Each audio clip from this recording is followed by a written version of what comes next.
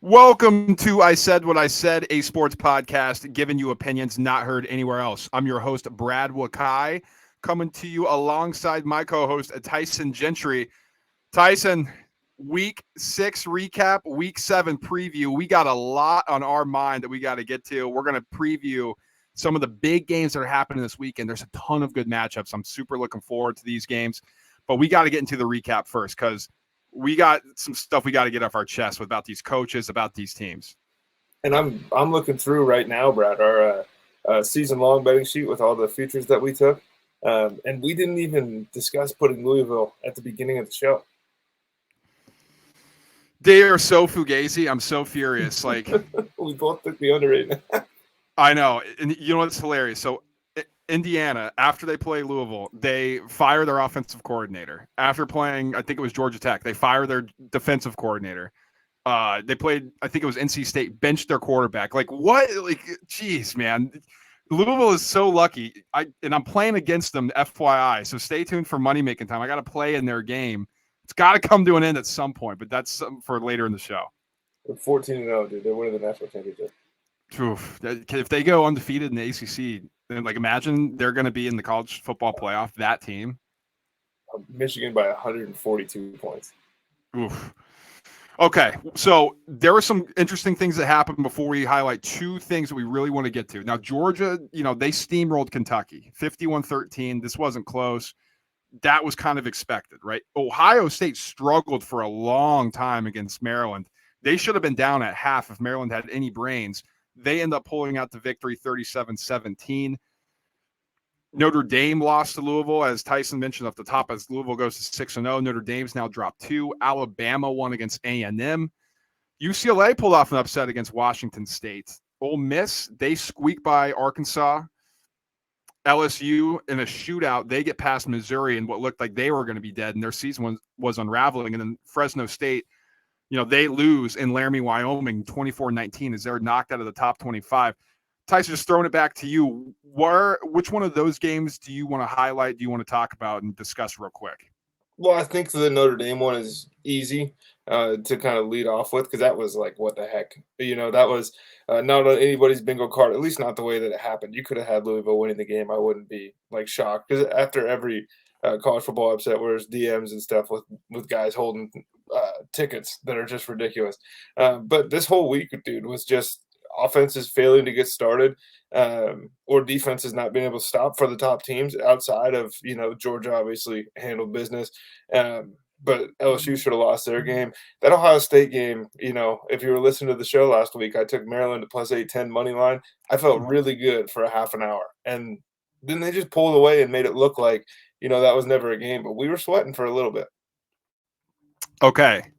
We didn't even mention this. USC escapes at home against Arizona in 3 overtimes. I know this is one you want to discuss, but Tyson, my God, USC's defense just continues to shoot themselves in the foot.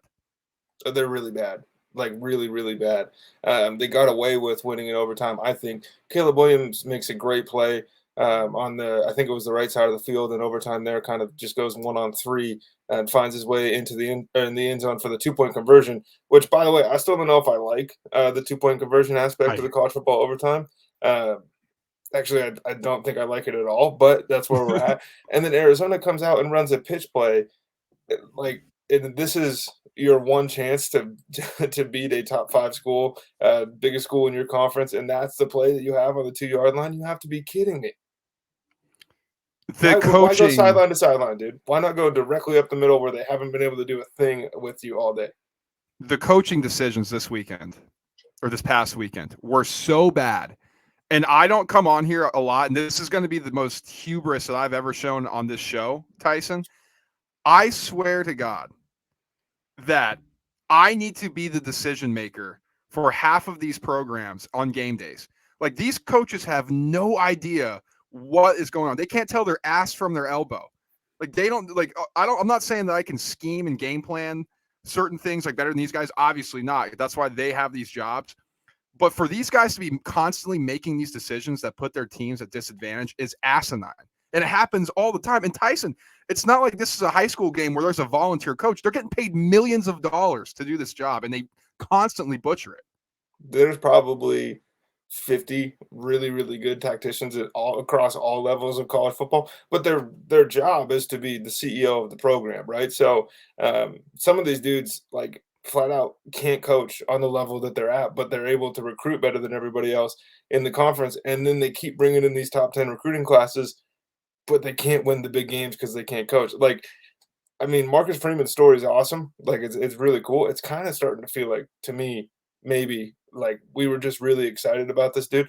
Uh, they're not ready to roll. The offense looks bad. It's and you can run through. I'm just kind of picking on him right now because that was the first name that came to my head. But in the top conferences in college football in the Big Ten, in the SEC, you can name 7 of, like, right now, that's what came to my head, really good head coaches, like, guys that you trust to be able to coach, and that's at the upper echelon.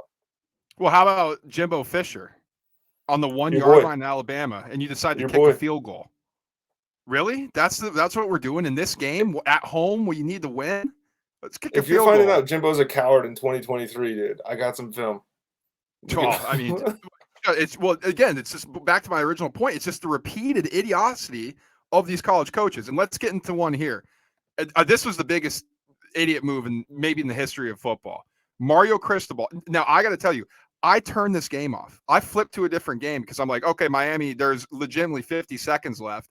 You know, and I took Miami minus the points. They had 500 yards compared to Georgia Tech's 200. First of all, how they didn't cover, I have no idea. How they lost this game is even more egregious because Tyson, they had the first down. They accomplished the job. That's when I turned it off. I thought for sure they were going to kneel the ball and it was over. I had my phone blowing up. Twitter notifications. Oh my God, Georgia Tech. Oh my God. I'm like, what? What happened? Like, what? I flip open Twitter at X and I see the Hail Mary pass. And I'm like, what the hell happened? Miami had the ball. For those who aren't aware, they run a running play. The running back fumbles the ball. Georgia Tech gets the ball back, and they throw a when Hail all they Mary. had to do was kneel. All they had to do was kneel. Georgia Tech had no timeouts. This was the most indefensible thing. And we don't call for people's jobs on the show. Like, that's just not really how we work. We just kind of point it out if it's not working. I'm not going to lie to you here. That is a fireable offense for Mario Cristobal. There is zero excuse for losing that football game. Add it to the list, dude. It's not his first fireable offense since he's been coaching Miami, and it's not going to be his last. Last week when you gave that out as a play, I was like, previous Miami teams would not cover the spread. They might flat out lose the game, but I trust this one. And that was maybe the dumbest thing I've said in the couple years that we've been doing the show. Because what the hell to even like what goes through your head? I understand maybe you just want to take the knee from shotgun, like you're more comfortable with that exchange between the center and the quarterback. But then to have him turn around and hand it off, and then the dude is trying to gain yards. Like the running back needs to hit the deck. And then as soon as just what was the upside, right? Like what was the ultimate end goal here? I have no idea. Like, 4 yards.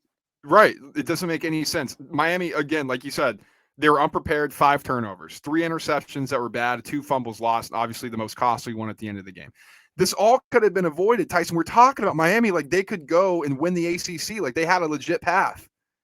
And then that's how they lost. I mean, they're potentially out of the college football playoff because their genius head coach decided not to take a knee when it was clear as day the right thing to do. And Tyson, he did this when at Oregon as well. Lost the game on a similar situation, running the ball, fumbling. Stanford goes to overtime with them, and they win. How do you not learn from that mistake? It's indefensible. But to be fair, they didn't get blown out by 25 this year against an unranked opponent they were supposed to smoke. So it's progress. Oh God, that one was just insane to watch. Are there Now, actually Miami, like University of Miami football fans? Like, do they still exist? Because that would be miserable right now. I think so, but I don't man, think I've ever met one in real life. yeah, that's a good point. You're also on the opposite side of the country. That's true. Plus, Yeah. nobody around here, you know. Yeah, they're not watching Miami football. Okay, let's get to this one because this is the big game, right? Texas loses the big game to Oklahoma. And again, it's just another coaching decision that I had complete problems with. Sarkisian, if you watch the last drive when they settled for the field goal, how did they get the ball down there so far? Quinn Ewers attacking vertically. You know what hadn't worked all game? Running the ball. They had that one touchdown run. That was like the only time that the running game worked. And then Sarkisian just fell in love with it to settle for a field goal. You know why you don't settle for stuff like that? Because then the other team has an opportunity to go down and score a touchdown and win, and that's exactly what happened. As soon as they went to kick that field goal, it was like, "Oh, this thing might be wrapped." Like, that's probably it. And if you were like me and playing the under, that was, like, the last thing you wanna see, although we were cooked, before then. I When are we gonna like, Sark is closer to Lane Kiffin, yeah, than, any sort of elite coach, but for some reason, the leash is super long with the way that Sark gets talked about where, um, he's just a little Texas. Like, he's bringing in better and better recruiting classes, and eventually, once he gets his players in there, things are gonna change, and then nothing really changed. Like, they beat Alabama and we lost our minds. Turns out bad Alabama team, relative to their expectations. But the flip side, dude, Venables is here to stay. Like, it's impressive the turnaround that they've had in the last 2 years. This is a team that was holding open tryouts halfway through the season last year because nobody on the team gave a shit enough for the coach's liking. And this year they show up in the biggest game and they're prepared and they got themselves off the mat a couple times in this game. There were multiple times where a lesser team or a lesser head coach would have just rolled over and been like, damn, we gave it our best, but like they got better athletes than we do. And they just kept coming. Let me put it in perspective for the Texas fans out there. And they probably realize this, but maybe they don't because they're all delusional. Like, they legitimately think that they're a better program than Oklahoma, which just isn't the Not case. even close in the last 20 years. When was Ever. Vince's national championship? 2008. No, 2006. Because that little run they went No, on there, 2004, right? 2005, I think. that Texas run with Vince into like the end of the Colt McCoy era was really good. And I'm just speaking on our lifetimes, but like that's Indiana basketball fans getting upset with everybody else. Well, here's the issue. Like, they had a good run. Like, for the entire history of Oklahoma, Texas, Oklahoma's been a better program. That's the reality of the situation. And finally, this is what we heard all offseason. Well, this might be the best Texas team they've had in a long time, and this is a rebuilding Oklahoma team coming off of a bad season last year. In the second season of their new coach, who, like you said, was holding open tryouts last year, Texas, who's the Big 12 favorites, best team they're going to run through the college football playoff, they lose. Because that's the reality of Texas football, Tyson. They come up small in big moments, no matter what it is. And Oklahoma, it doesn't matter who's there, apparently. They're just going to beat Texas. They're just going to do it because they're a better program. That's the reality. In college football, sometimes like you can just throw away the current season and who these head coaches are and what the teams have shown you and blah blah blah, and you can just kind of run off the track record sometimes because I don't know if it's weird juju or what, but like some of these teams are just always going to choke, and it feels like Texas is at that point. There was not a point in the game where if I was a Texas fan, I would have felt comfortable anyways. But that was deja vu to the end of Mac Brown through now. It was just like, oh, we're about to lose this game with better players, and like we've been dominating or winning the game for most of the time. Final point here before we move on to the previews. So Quinn Ewers was 31 of 37 for 346. Now, he did have 2 interceptions that were pretty bad, but why they didn't just let him eat and throw the football was crazy to me. They ran the ball 40 times, Tyson, for 156. They only averaged 3.9 yards per carry. Sometimes I just have so many questions about what they're watching. Like, why? How do you not adjust? Like, I understand the game plan. How are you not seeing that these receivers are open every single time you throw it? It's drove me nuts. Okay, all right, got that off my chest. Let's get into Week 7 preview here because we got some awesome games. And the first one, like, this is the best one of the weekend, obviously, and we're going to start with it. Oregon at Washington. Huge game. Both teams coming off a bye, which I think makes this game even better. Both are rested. Both are prepared. Oregon is smash mouth. Washington spread. So you got to have kind of two differing styles here. Both quarterbacks are fighting for a Heisman Trophy, and Bo Nix on Oregon and Michael Penix on Washington. What are you expecting in this one? I think these teams are a little bit more similar in attitude than people are giving them credit for. Like, yes, Washington wants to spread you out, but they want to punch you in the face just like Oregon wants to punch you in the face. And Oregon wants to score 100 points just like Washington wants to score 100 points. So the dichotomy and the difference between the ways that they're going to try to do that is going to be really fun. This Washington defensive line like this is it. Like we've been hearing in every game that we watch when you play a tiny California state school, like it doesn't really matter how good the defensive line looks there because this is your first real shot at the big boys. Um, I think I know what to expect from Oregon. Like I am confident that Oregon is going to be here and ready to play. Obviously, they get blown out by Georgia last year, and that kind of tainted the way people viewed the rest of their season. Or was that 2 years ago now? To start the year, 2 years ago. No, that was last year. I think, yeah, that's what I Yeah, that thought. was But last year. um, since then, like this has been a physical, well prepared, like ready to roll football team. And Washington is like maybe the hottest team in the country, or at least right now they're the people's champions. We could say that. Dude, this is going to be electric. I don't know if it's going to be 95-94 or if it's going to be 28-24. That's the question, right? Like, which wins out? Is it the good defenses from both these teams? Well, the good defense of Oregon and good in spots, I guess, for Washington, or Yeah. is it going to be a shootout between two high-powered offenses? Like you said, like we're going to know what Oregon wants to do. They're going to run the football. They're going to be physical up front, and we know what Washington's going to do. They're going to have vertical passing attacks, deep crosses across the middle, and it's going to be up to the secondary of Oregon to hold on to that, and ultimately up to the guys in the trenches of Washington to be able to combat what Oregon wants to do. Whoever wins those battles within the game, that's who's going to come out on top. Now, I expect Oregon to win. I think Oregon's going to win. I like physical football. I think that plays out in the long run. Maybe not necessarily as much in the Pac-12, but we've seen Utah steamroll USC the last couple of years. So I think this could play out the same exact way. I'm going to save it. I got to play. USC at Notre Dame, extremely interesting game here. Now, there's turf at the Notre Dame field. It's been that way for 10 years. So they're not growing the grass out. Remember back in the day, Notre Dame used to grow the grass out to slow down the speedy attack of USC. I bet they wish they had grass now because imagine slowing down this attack. But USC coming off of a 3 overtime game, Notre Dame obviously coming off that tough loss on the road at Louisville. Now they have had no breaks, no buys. They've been overseas. They've come back. They've played a tough schedule so far. What do you think in this one? Was USC just sleepy last weekend or what? I don't think they were sleepy. I think, I mean, if they were, that's on Lincoln Riley because you got to know you're going to get somebody's best shot every week. And it's looked a couple times against both was it Arizona and they played Arizona State, right? And that was a closer game than it should have been. Or am Way I closer. misremembering? Yep. Yeah. No, you're right.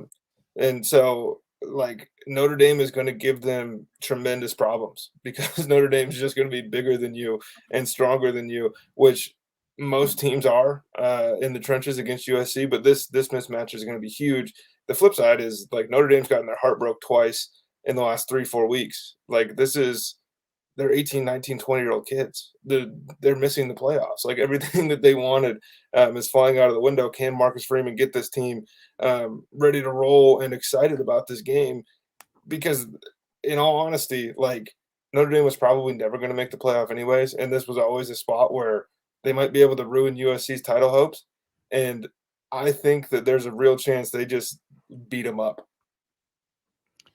Notre Dame's the favorite in this game. Like, say that out loud. Wild? It is. Now, Notre Dame's offensive line was horrendous against Louisville. Their defense was just ripped apart by explosive plays, which was really shocking to see. I mean, Jack Plummer, the quarterback for Louisville, he hadn't beaten the top 25 team in his freaking career. He was 0 for 8 or 0 for 9 or something like that. And then he looks like Joe Montana against Notre Dame. It was crazy. Like Jake Plummer. Seriously. And now you're going to have Caleb Williams come in, which I think what could be the mitigating factor here is the weather. There's expected to be a little bit of rain. Now it's at 7:30. Is that rain going to pass? What's the weather going to turn like in South Bend? Right now AccuWeather says it's going to be 56 degrees. Does it get chillier? Does it get warmer? Like, not quite sure, but I think the weather could be an equalizer here and something to keep an eye on. Well, this is going to get our draft brains going because it gets pretty cold in Chicago too. Yes, it does. Okay, Miami at North Carolina. The aforementioned Miami Hurricanes got to travel to North Carolina, who's just been flat out awesome this season. Can Miami pull themselves off the mat after a devastating loss? Like, you had players getting filmed on the sideline saying, what the fuck are we doing? Like, what is going on? Why did we do this?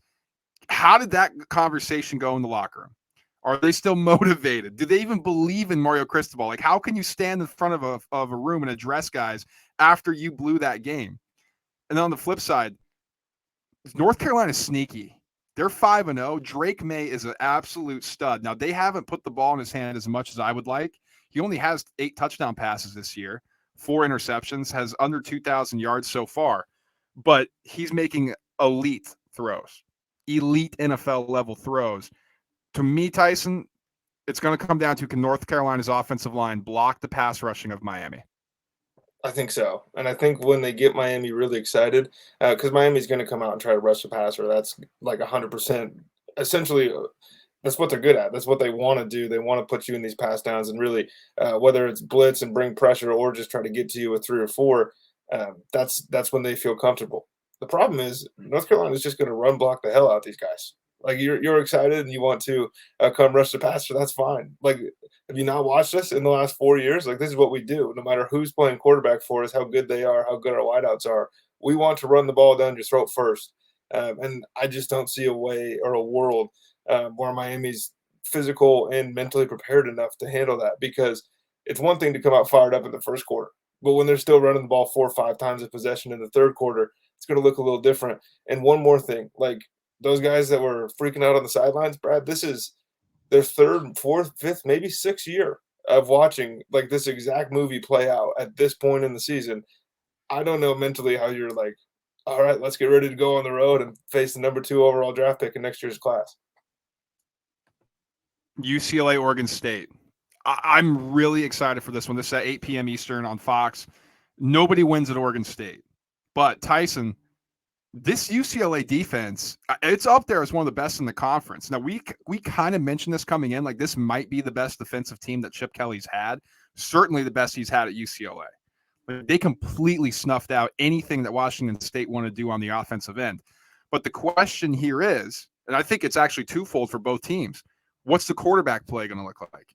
Because while Dante Moore, the freshman QB for UCLA, is super talented and you can see him flash, he's still a freshman, looks inconsistent. He's making throws that you shouldn't throw, but at times he's making spectacular plays. Then on the other end for Oregon State, like we know what DJU is. Now, he probably had his best game in the Oregon State uniform last week against Cal, and they really needed it. Oregon State's run defense has not been good. If UCLA can run the football on them, that opens everything up for this offense. And it has been something that surprisingly UCLA hasn't been able to do, even with Carson Steele. So what are you expecting in this one? It's going to be fun. That's one thing I know for sure. It's getting to a weird point in our lives here, Brad, where like you get to get excited about physical Pac-12 football. Yeah, what's going on with that? That's never been a thing. These are mirror image teams. Like this is the best UCLA team that Chip Kelly's had. I think we said that either preseason or last week before they beat Washington State, when I foolishly took Washington State to win that football game. Didn't go well. Oregon State wants to do pretty much the same thing. I think they're just better at it. Like this is who Oregon State is. Like we want to be Utah. UCLA is, we'll try it. And they're getting really good at it. But this is the final boss, so to speak, in the video game, where it's like, this is who you kind of molded yourselves after. Let's see it. I don't know, man. All I know is that this one is going to be a really hard game for a freshman quarterback to go win on the road. Yeah, that's what I'm expecting too. Like, I think Oregon State wins this. They should, right? They're at home. They have the defense. They have the pedigree at home to be able to pull this off. And then another road start for a freshman. Oh, man, that's tough to me. All right. Well, we got to get into it. Money-making time. And it was an absolute bloodbath in week 6, Tyson. I mean, it was. We got smoked. It was really, really bad for us here. Smoked. So here's what's been going on, guys. I've got to say, this is easily the worst college football season that I've ever had. So I got the overs home. LSU, Missouri over, UCF, Kansas over, but Liberty, they just completely looked awful. Couldn't get that one in. Kansas State as an 11.5-point favorite loses outright. Toledo, where won by 17, had so many chances to blow that game open. A&M, I'll live with that one. Not a great pick by me. But Clemson and Notre Dame, Clemson should have lost outright. They looked horrible. Notre Dame loses outright. Miami, a 20.5-point favorite, they lose outright. And then my play of the week, Florida State, as if I couldn't hate them even more than they already do. They loaf around against a horrible Virginia Tech team and then tease me to the point where I think they won by 21 or so, and they just couldn't cover this number. absolutely infuriating. Oh man, I mean, this was one of the worst weeks we've ever had as a duo here.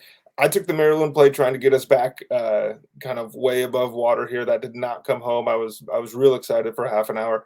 Illinois -3.5. They are on the do not best bet list for me for the rest of the year, Brad. I'm I think you should probably do this with me because I don't think you've hit the Illinois bet this season either. Washington State shows up and doesn't look like themselves. Credit to UCLA there because they played really well. Vanderbilt, I said, like nobody beats Vandy by 20, and what happened? They got beat by a lot. And then Texas, Oklahoma. I felt okay about it, and then I started feeling really bad about it, and then they didn't stop scoring, and the under 60.5 was a joke. Well, Tyson, because of that, for those watching on YouTube, I've got a bag over my head like an old Browns fan. I got the I suck on top. They used to write funny messages hating on the Browns organization. Well, I'm hating on myself because I have absolutely sucked this year. And so that's what we're going on so far. And just to round up everything, last week as a show, we lost 11.18 units. Tyson, I lost 6.18. You lost 5 units. I'm down 17.82 units. Oh no. It's bad. You're down 2.1 units. So you're surviving a little bit here, but the podcast is down almost 20 units. So I got to pick it up. So I got the bag over my head. So that's just for the people out there. Don't worry. I know I've been horrible. But Tyson, what have I always said, man? What have I always said when we go through this stuff? I don't hide. We don't hide from anything here. I'm back. I'm ready to fire again, baby. I got 10 more plays. And you guys may be thinking, what the hell, dude? Like, what are you thinking?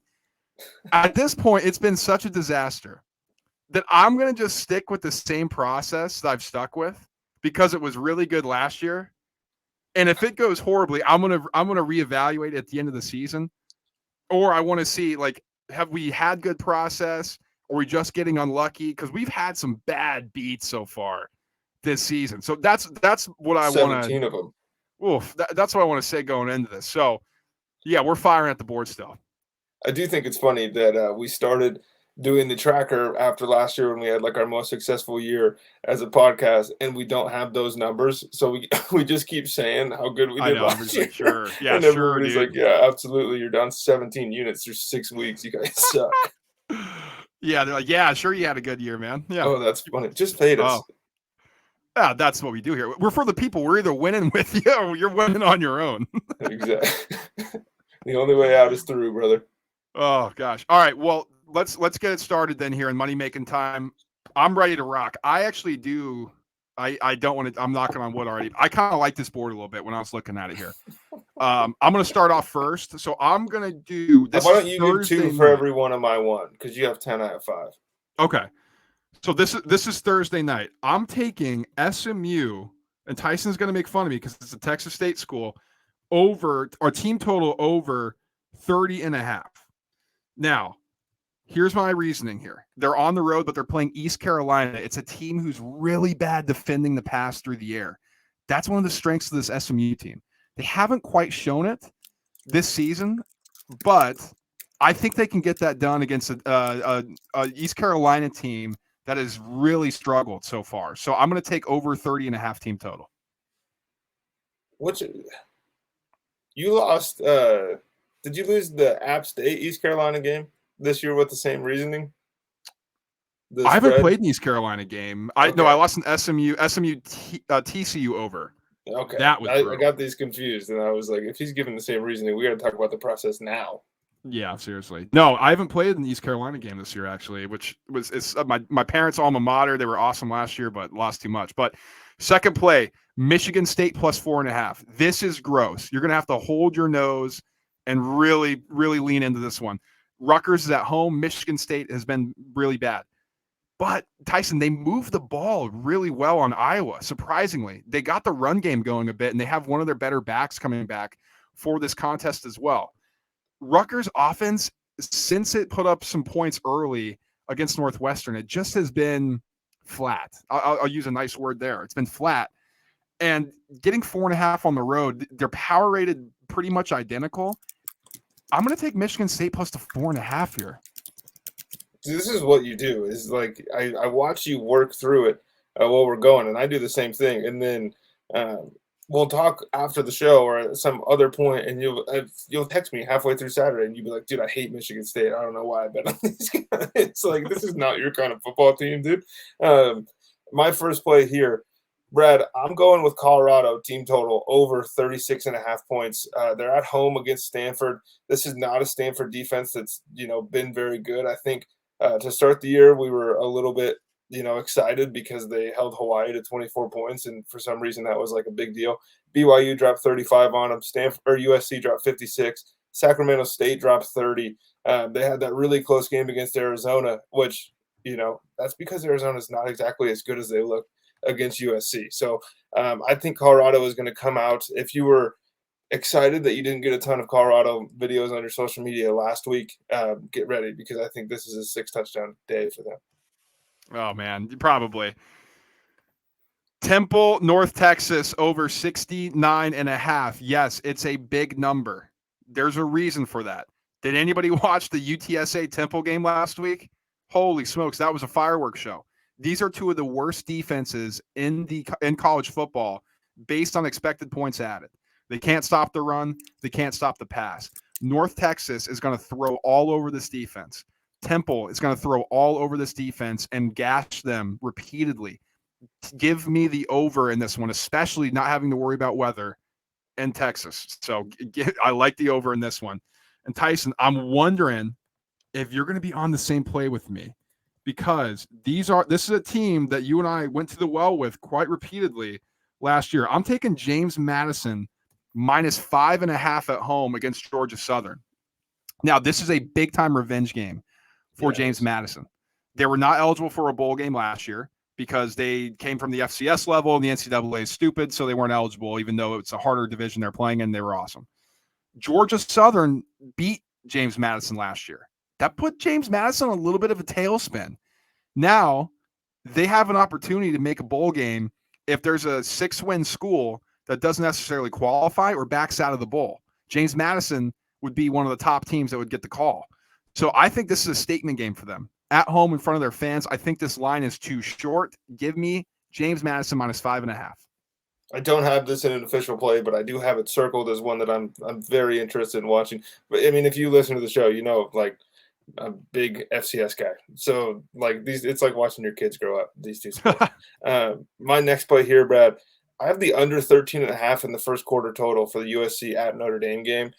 I think the weather isn't going to be great. I think Notre Dame's going to come out fired up. I think USC looks sloppy and sluggish. I think the clock's going to be moving because Notre Dame's going to want to run the ball. And I don't think this is a 2-touchdown first quarter. I'm a little bit afraid to touch either side of the line here because I can envision USC walking all over Notre Dame, and I can also see Notre Dame winning this game comfortably. Sam Hartman hasn't got off to good starts. Caleb Williams hasn't necessarily got off to good starts. And this is just going to be a churn and burn the clock game for Notre Dame, I think. Oof. That's interesting. I hate that you're playing that because, well, you know what? There's a chance we can both win because I'm going USC Notre Dame over in the game. Over 60.5. Now, here's my reason. I mean, I was 0-5 last week. You were 2-8. So this is just us trying to make sure something gets home.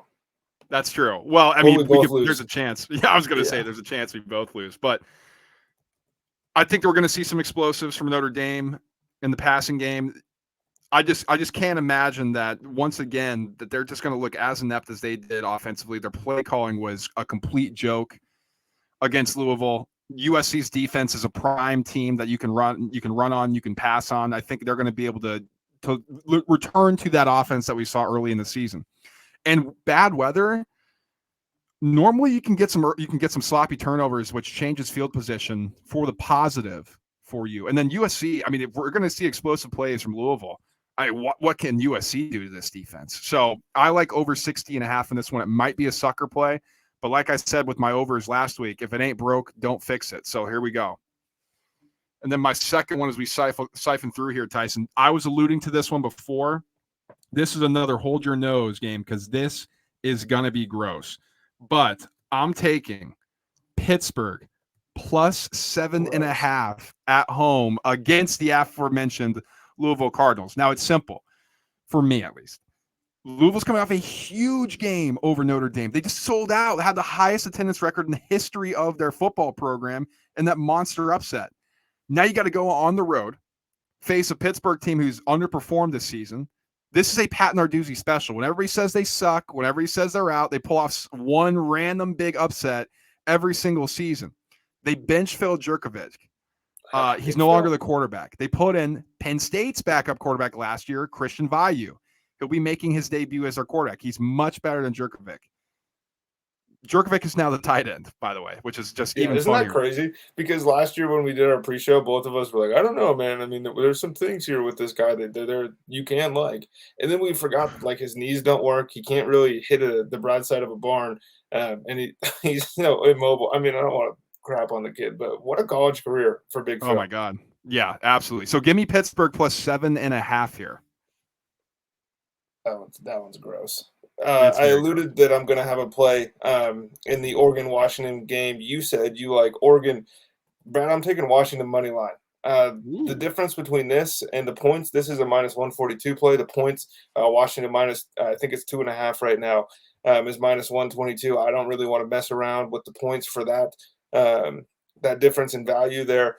And I just think they're better. Like right now, as we sit here on Wednesday, and I'll probably have a new opinion Saturday night, Washington is one of the 3 or 4 best teams in the country.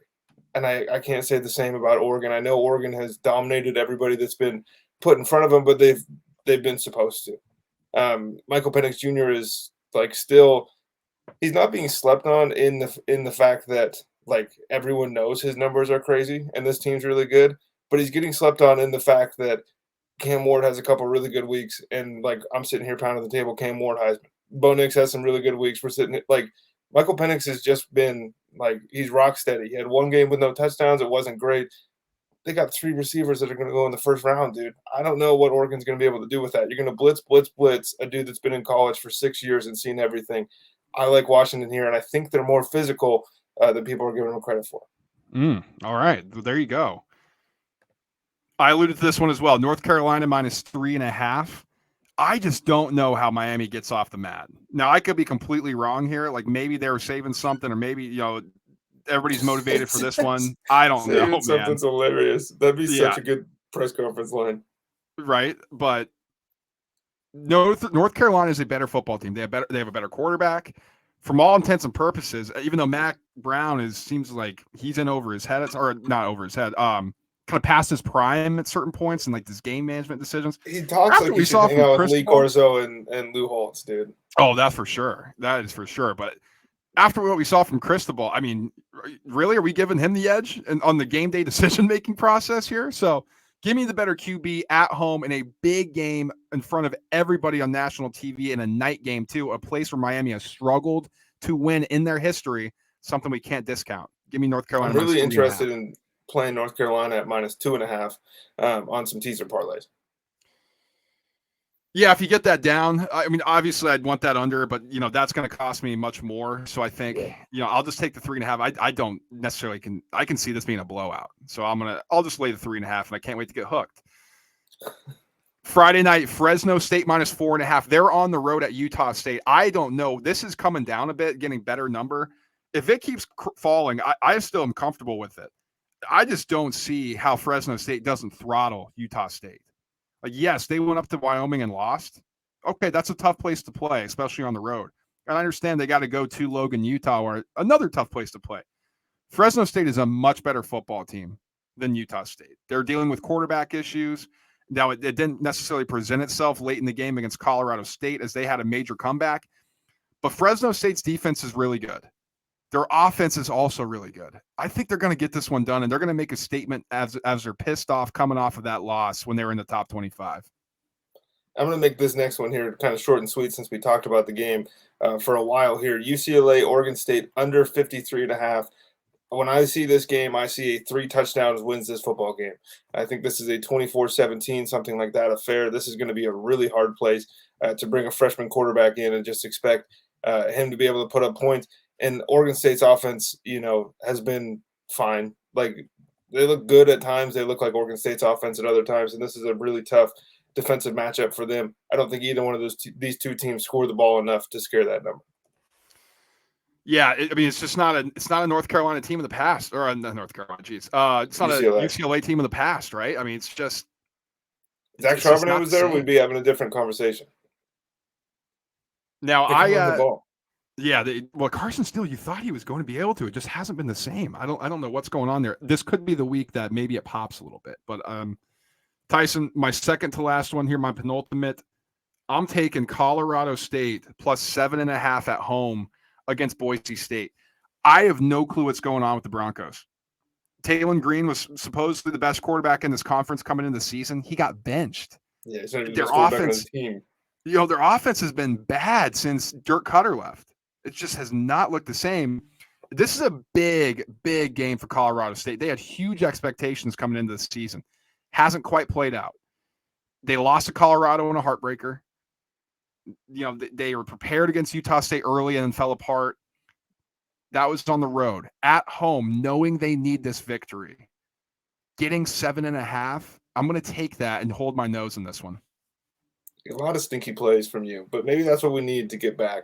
Maybe. Everything was too safe before. I'm going to say that. Maybe it was too safe. You know what's not safe, Tyson? This one's going to be a fun one. This is bread and butter stuff right here. And this is my play of the week. I have no clue how this one stays under the total. I'm taking UAB and the Fighting Trent Dilfers and UTSA over 67.5. I mean, I like the Dilfer thing. I know a lot of people don't like him. Like, he says some outlandish stuff, which is hilarious to me. It's classic college football. Like, I don't know why people are offended. It's funny. Their defense can't stop anybody. Their offense can score on anybody. Like, they were scoring on Georgia. This is a good offense. And UTSA, like, Temple was running through them like hot knife through butter. UAB's offense is way better. And on the flip side, UTSA with Frank Harris back, this is fireworks written all over it. I wouldn't be shocked they scored 100 points. I cannot believe that you left me this one all by myself for the play of the week here. Purdue plus 19.5. Oh my God. What are we doing? It's a team, or Ohio State is Purdue sucks. Ohio State is way better than them. This is 19.5, but this is a home game early with a lunar eclipse that's going to be visible in the middle of the country. It's just not spoiler makers, dude. This is, if I got to get off the snide and you're giving me the rest of my bankroll for the rest of the year and I got to put it on one game, it's got to be Purdue, man. Like, they're going to cover. This is who they are. They're going to scare Ohio State for 3.5 quarters. The only thing that makes me nervous is Ohio State might score 4 touchdowns in the last 7 minutes. But Brom's not there anymore. Big game Brom. It doesn't. We were just talking about how some programs, some things just happen. This is one of them. Yeah, it's true. That is lunar. I like that angle too. Spooky season, baby. It's October. Exactly. Dude, we're at Halloween. Like, this is spoiler makers for sure. All right, let's get back on track, Tyson. Where can they find the rest of our picks if we add anything? They will be in the Chalkboard app. You can find it on the App Store, Google Play, wherever you download your apps. The group name is ISWIS, Presents the Roundtable Bets. You can search that. It's a free group. We'll let you write in. Whether you're playing college football, you're playing tennis, you're playing soccer, you want to get that mask from Brad, you need a place to DM him. He'll ship it right to you. And it's fun, dude. And to be honest, the UFC is completely changed around the UFC 294 card, and so that's going to present some interesting betting angles. And those picks will exclusively be in the Chalkboard. They will not be given out on the show. And if you want to go in there and post your picks, like we'll tail, we'll fade, or just come in there and tell us we're idiots. Tell us that we probably shouldn't be talking about our bets after a 2-13 this week. 2-13, yes, sir. It happens. It happens. And I love how you propped up on the last show we did. What was it, the Brazilians versus whoever? And both Brazilians backed out. They heard him. He's like, I'm going to make Tyson look foolish. Well, it's whatever. I mean, now we got Volk versus Islam, and then we got Kamaru Usman stepping in. And this is like nothing to do with the show real fast, but there's nothing better in all of sports than when two ranked 170-pounders are going to fight basically in a title eliminator at 185. That is peak UFC. Yeah, like Tyson said, you can find all those plays in our Chalkboard. The link is in the description if you're watching on YouTube, and they're also in the information on podcast as well, whether it's Spotify or Apple. Like, subscribe, and share. If you're watching on YouTube, made it this far, smash that like button. It really helps us out. We do appreciate your support as always. And if you're listening in podcast form, if you haven't rated and reviewed, we really appreciate that. Go ahead and give us a 5-star. And stay connected with us on socials, X, Instagram, TikTok at ISWIS_pod. Tyson will be back later in the week on Friday, breaking down the NFL slate. Been better on the NFL side. So you're going to want to tune in for money making time in that one. Don't miss that. We'll be back then. Hope you guys enjoy. Talk to you guys soon. Peace.